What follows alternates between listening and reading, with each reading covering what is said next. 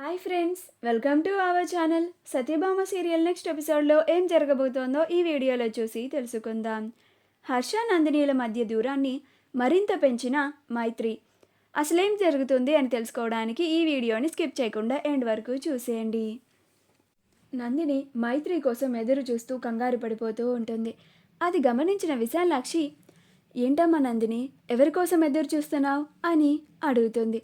ఈలోగా విశ్వనాథ్, హర్ష నా అమ్మ, ఒక్కొక్క రోజు ఆఫీస్లో లేట్ అవుతుందని నీకు తెలుసు కదమ్మా, ఎందుకు అంతలా కంగారు పడుతున్నావు అని అంటాడు. అప్పుడు నందిని, నేను ఎదురు చూస్తుంది హర్ష కోసం కాదు మావయ్య, మైత్రి కోసం అని అంటుంది. అప్పుడు విశాలాక్షి, విశ్వనాథ్ అందరూ ఆశ్చర్యపోతారు. అప్పుడు నందిని, మైత్రి ఆడపిల్ల కదా అత్తయ్య, మన ఇంట్లో ఉంటుంది కదా, తన బాధ్యతని హర్ష తీసుకున్నాడు కదా, తనకి లేట్ అయ్యింది, ఇంత రాత్రి వేళైనా కానీ ఇంటికి రాలేదు, తనకి జరగరాంది ఏదైనా జరిగితే నిందపడేది మన కుటుంబం పైన, హర్ష పైనే కదా, అందుకని ఇంతలాగా కంగారు పడుతున్నాను అని అంటుంది. అప్పుడు శాంతమ్మ వచ్చి, మైత్రి గురించి హర్ష చూసుకుంటాడులేమ్మా, నువ్వు కంగారు పడుకు అని అంటుంది. అప్పుడే హర్ష మైత్రిలు ఇద్దరు బైక్ మీద వస్తారు. అది చూసి నందినికి చాలా కోపం వస్తుంది. వాళ్ళిద్దరూ లోపలికి రాగానే మైత్రి, ఏంటి అందరూ అలా చూస్తున్నారు అన్నట్లుగా దిక్కులు చూస్తూ ఉంటుంది. అప్పుడు శాంతమ్మ, మీరందరూ లోపలికి వెళ్ళండి అని అంటుంది. అప్పుడు నందిని, ఆగు అని మైత్రిని ఆపుతుంది. అప్పుడు హర్ష, ఏంటి నందిని, ఏమైంది అని అంటాడు. అప్పుడు నందిని, నేను ఒక ప్రశ్న అడగొచ్చా అని అంటుంది. అప్పుడు హర్ష, అడుగు నందిని, దానికోసం నా పర్మిషన్ ఎందుకు అని అంటాడు.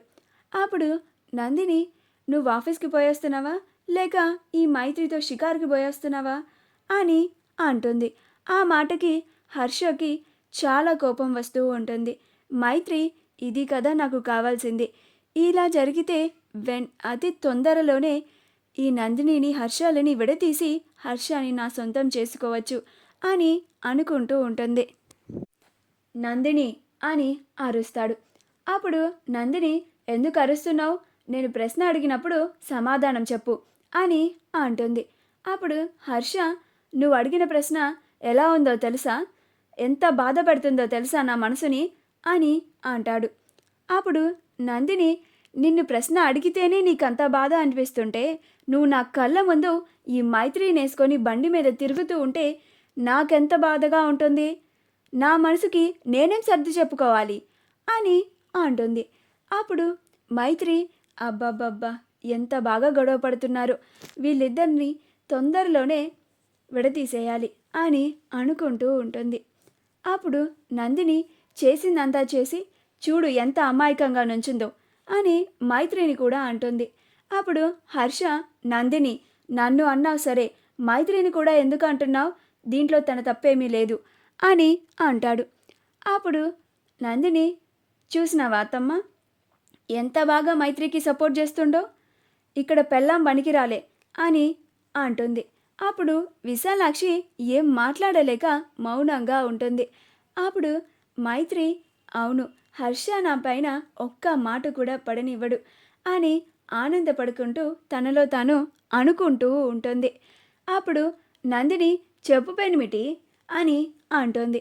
మా వీడియో కనుక మీకు నచ్చినట్లయితే లైక్ చేయండి, షేర్ చేయండి, మా ఛానల్ని సబ్స్క్రైబ్ చేసుకోండి, పక్కనే ఉన్న బెల్ ఐకాన్ని క్లిక్ చేయడం మాత్రం మర్చిపోకండి.